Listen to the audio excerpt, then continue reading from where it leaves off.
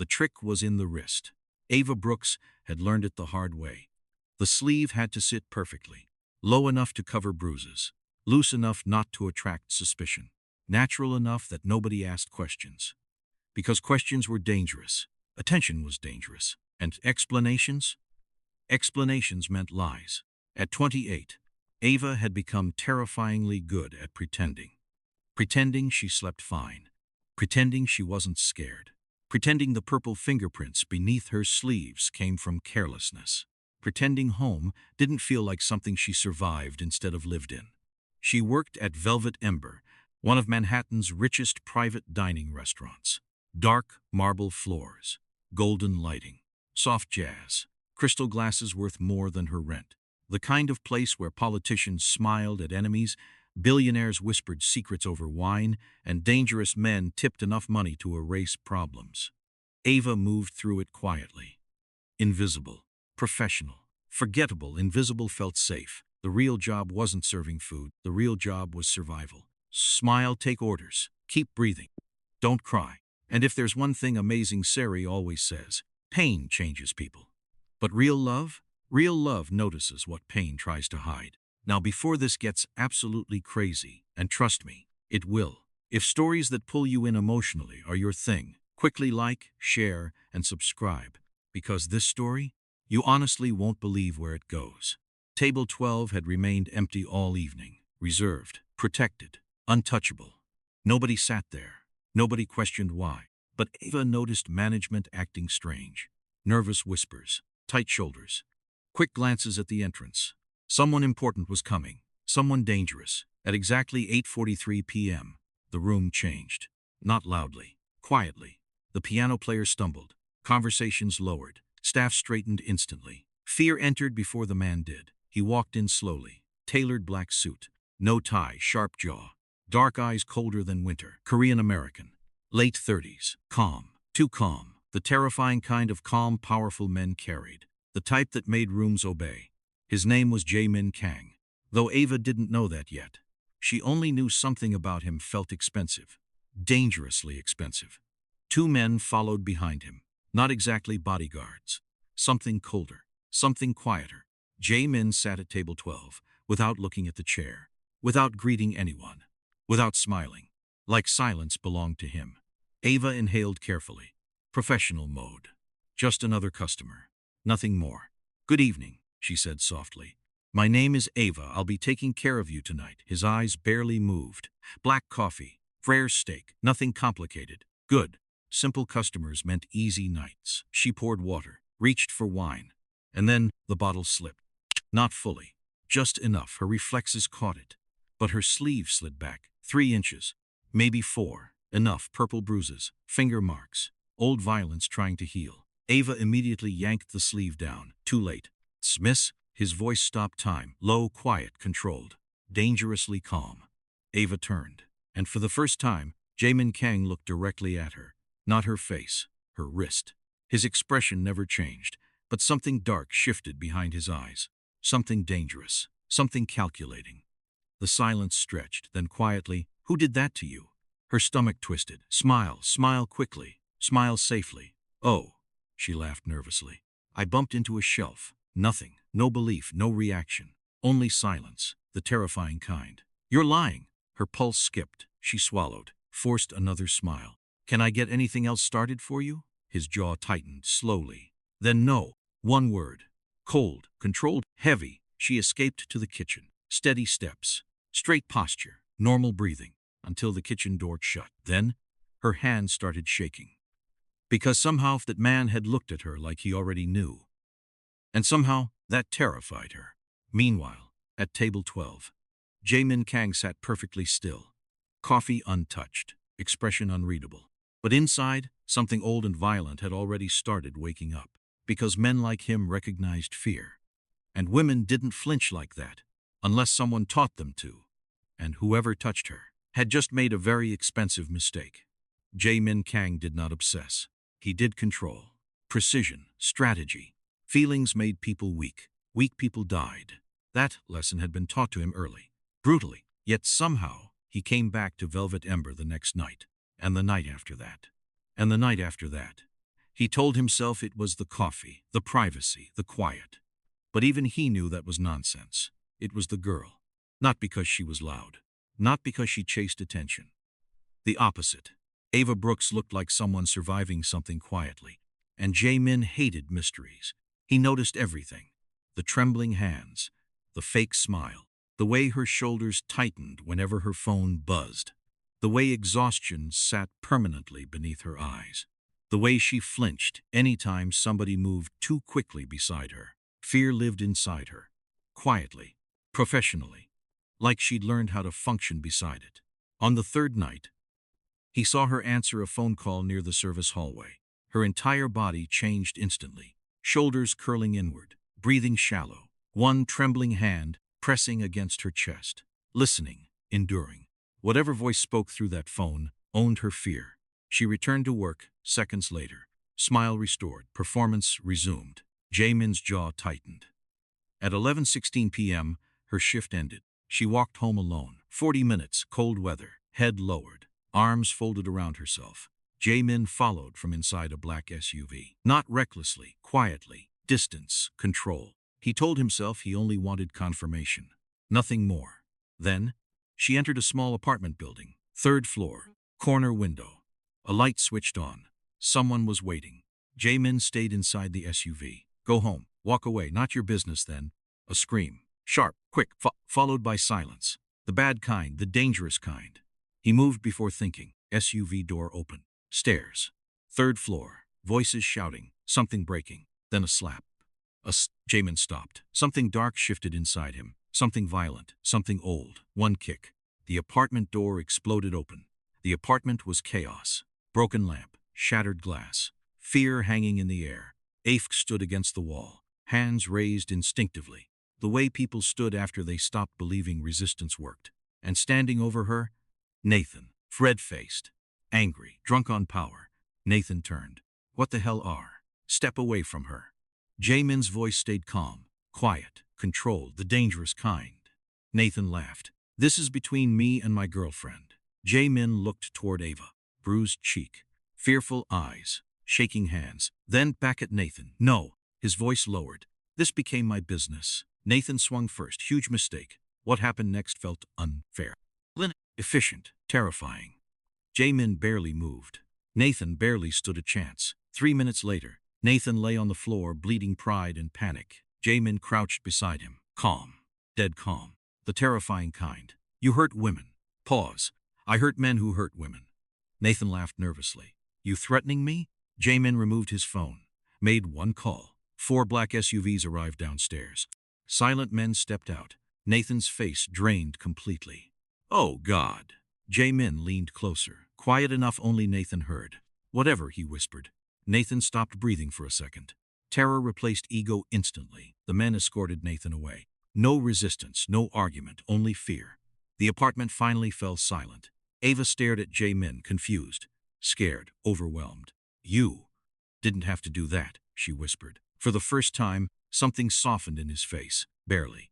You think I helped because I had to? Silence. You were shaking while pretending bruises were normal. Her eyes watered instantly. Nobody noticed before. Nobody came before. Nobody stayed before. And somehow, the most dangerous man she'd ever met had become the safest person in the room. You barely know me, she whispered. He stepped closer, not threatening, certain. I'd like to. Her breath caught. Then quietly, pack a bag. What? You're not staying here. Outside, rain started falling, and neither of them realized yet. That night had just changed both of their lives forever. The penthouse didn't feel real. It felt like something rich people saw in movies and normal people watched through screens. Glass walls, soft lighting, a skyline stretching endlessly across Manhattan. Everything expensive. Everything quiet. Too quiet. Ava stood near the entrance holding a small duffel bag that suddenly felt embarrassingly cheap. Her entire life sat inside it. 3 sweaters, 2 jeans, a few shirts, medication, fear, mostly fear. Jae-min stood near the kitchen island, removing his watch. Calm, controlled. Like dragging a terrified woman out of danger at midnight happened every Tuesday. This is temporary, Ava said quickly. The words came out faster than intended, like reassurance. For him, for herself. His dark eyes lifted. Temporary, he repeated. But something in his voice made the words sound negotiable. He showed her the guest room. Calling it a room felt insulting. It was bigger than her apartment. King-sized bed, private bathroom, city view, warm lighting, no yelling, no broken furniture. No tension living inside the walls, no Nathan. Jamin stopped near the door. 3 rules. Simple. You don't enter my office? She nodded. You don't leave without telling security. Her brows frowned instantly. Security? You think Nathan disappears quietly forever? Silence. His jaw tightened, dangerously. Not happening. Rule 3. You tell me if anything feels wrong. That one surprised her, because, somehow, it sounded less controlling and more protective. The first night, Ava slept 14 hours straight. No screaming, no slamming doors, no footsteps outside. When she woke, breakfast sat waiting.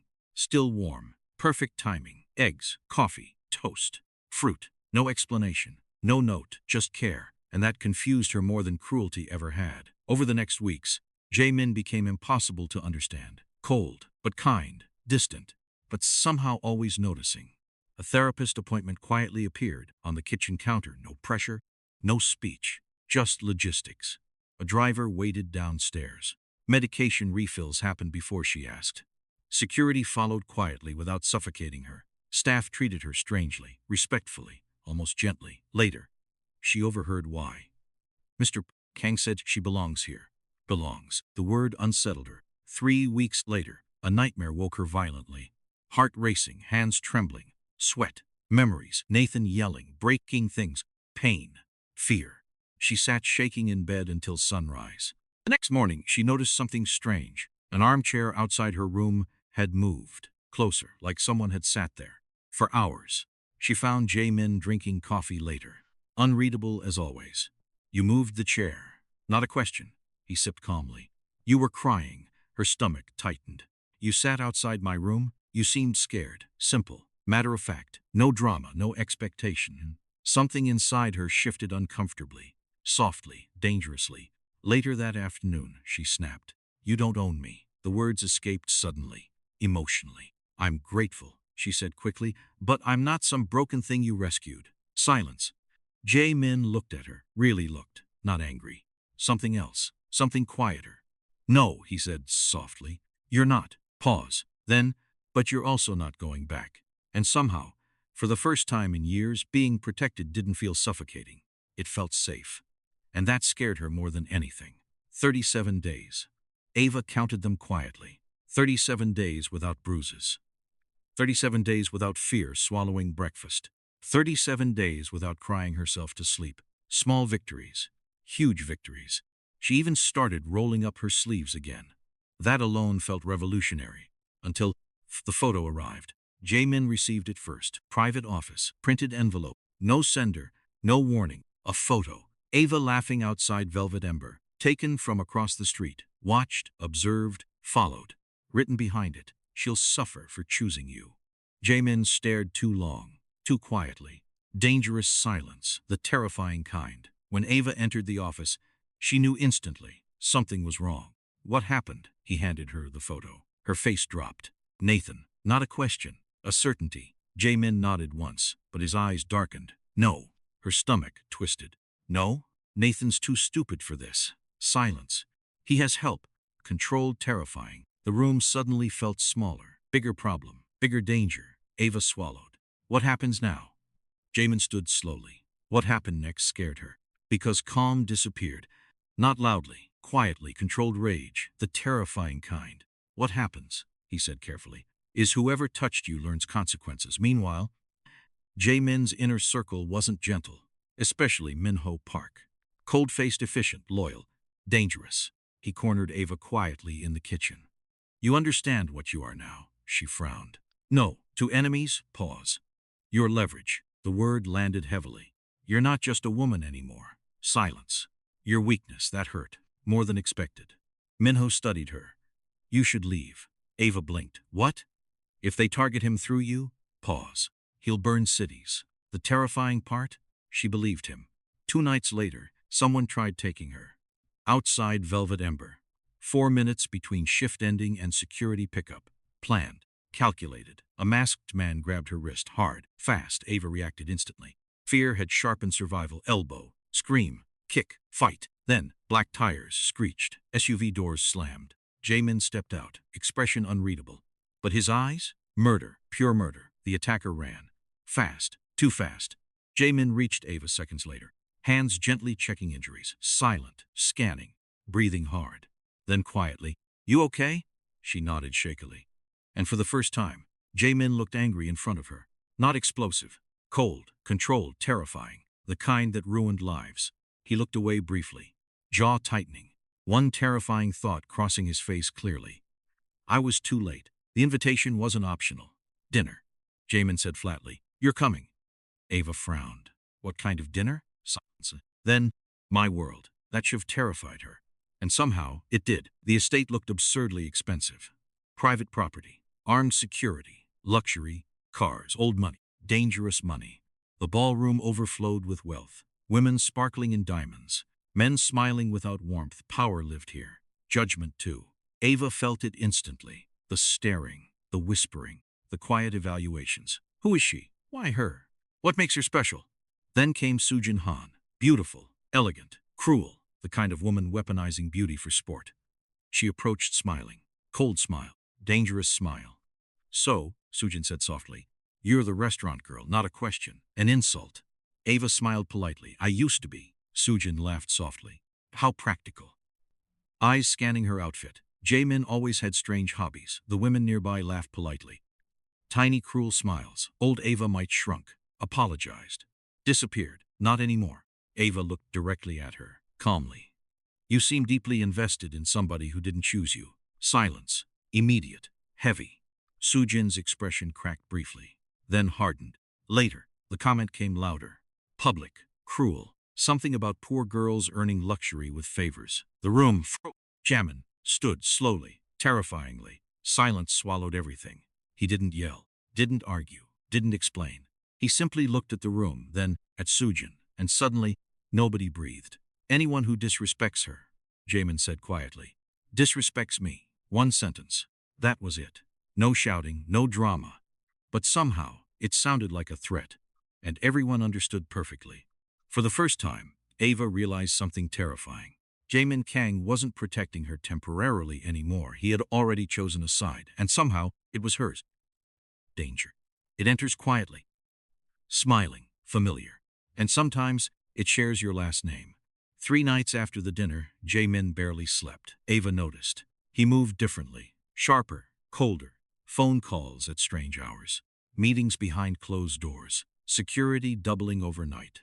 Something shifted, something dangerous, and everyone felt it, especially Minho Park, usually unreadable. Now tense, watching doors, watching exits, watching Jamin, watching Ava. Like danger had already entered the room. Then one morning, everything changed. Jamin stood near the penthouse window when Minho arrived. No greeting, no small talk, only silence, heavy silence, the kind carrying bad news. Minho spoke carefully. Chairman Seong Kang. Silence slowly turned, not shocked, not surprised, worse, disappointed. Because betrayal hurts differently when love once lived there. Chairman Seong Kang, his uncle, his father's younger brother, the man who helped raise him, taught him business, power, control. The man who once told him, never trust weakness, and somehow he had become weakness himself. Minho continued. "We tracked Nathan." Pause. "He's being protected." Jamin's jaw tightened. "By Song?" One nod. Cold. Terrible. Yes. The room became silent. Too silent. Because now, this wasn't revenge anymore. This was war. Ava accidentally overheard everything. Not intentionally. Just passing. Stopping. Hearing names. Nathan. Protection. Target. War. Her stomach twisted. She stood frozen outside the office, listening. Fear settling quietly into her chest. Because she knew something. Jamin would walk into danger alone. He always did. Men like him protected, sacrificed, destroyed themselves quietly. And somehow, that thought scared her. Hours later, she entered his office. "You're angry."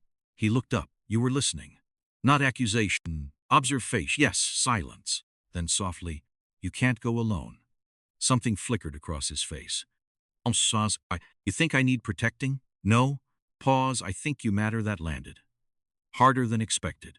Jae-min looked away first, something uncomfortable shifting quietly inside him. Then, his phone rang. Minho, voice urgent. Short, terrifying. She's gone.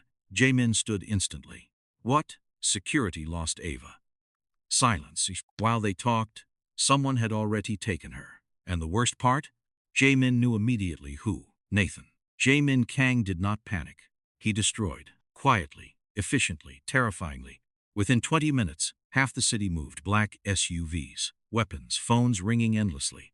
Safe houses searched. Loyal men deployed. Warehouses raided. Doors broken. Money moved.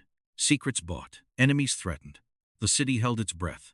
Because whenever Jae-min Kang moved this fast, people disappeared. Nathan hid 40 minutes outside Manhattan. An abandoned riverside property. Cheap, forgotten, temporary, cowardly. Ava sat zip-tied to a chair, bruised emotionally, not physically, yet. Nathan paced wildly, sweating, angry, desperate. You ruined everything, he shouted. Ava stayed quiet. Fear still slived inside her. But something had changed. Because loving somebody dangerous strangely made fear smaller. Nathan crouched, eyes wild. You think he loves you? Laughing bitterly. He'll leave. Pause. They always leave. Ava looked at him quietly. No, one word. Certain. Nathan hated certainty, especially hers. He grabbed her face harshly. You belong to me. And somehow, those words no longer scared her. Because for the first time in years, she knew better. Outside, SUV doors opened. Silent men moved. Minho led the perimeter. Jae-min walked ahead. Expression unreadable. Too calm, the terrifying kind. Nathan pressed a gun against Ava's temple. Hands shaking, eyes frantic. If I can't have you, he whispered. Nobody will. The room froze. Jae-min stepped forward slowly. Let her go. Nathan laughed nervously. You think I'm scared of you? Silence. Dead silence. Because everyone in the room already knew he should be. Jae-min stopped walking. Voice calm, controlled, terrifying. You hurt women. Pause. You picked the wrong one. Nathan's breathing quickened, gun trembling. Ava looked at Jae-min and something settled quietly inside her. Trust, complete trust. Then softly, to Jae-min, left sides, silence. Nathan frowned. What? Ava never looked away. He protects his left. Nathan turned instinctively, confused. One mistake. That's all it took. Everything happened fast. A movement, a shot, a scream. Then silence, heavy silence, the terrifying kind. Minutes later, Jae-min crouched beside Ava, cutting restraints carefully, hands unexpectedly gentle. You hurt? She shook her head, then quietly. No pause.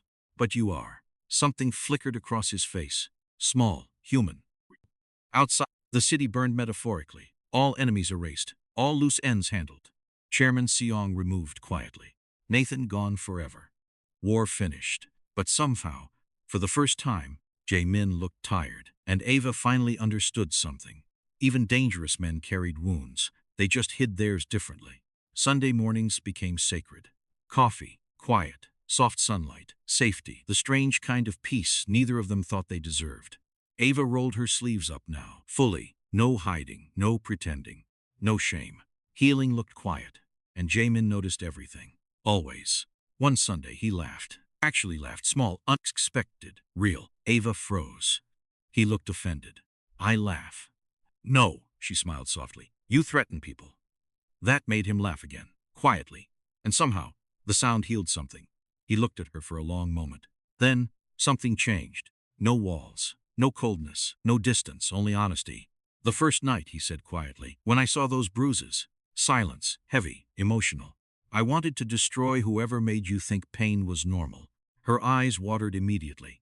Jae-min continued, calm, steady, terrifyingly vulnerable. I've done terrible things. Pause. I won't lie about that. Another pause. But every choice I've made since meeting you, his voice softened, has had you inside it. Her breath caught. Then, the impossible happened. Jae-min Kang, feared Mafia boss, untouchable, emotionally unavailable, dropped to one knee, in the kitchen, Sunday morning light everywhere, coffee forgotten, heart exposed. The first day I saw your bruises. Pause. I wanted revenge. Then quietly, but now, his eyes softened. Now I want forever. Her broke instantly. Will you let me spend the rest of my life protecting you? Ava laughed through tears, softly, emotionally. Yes.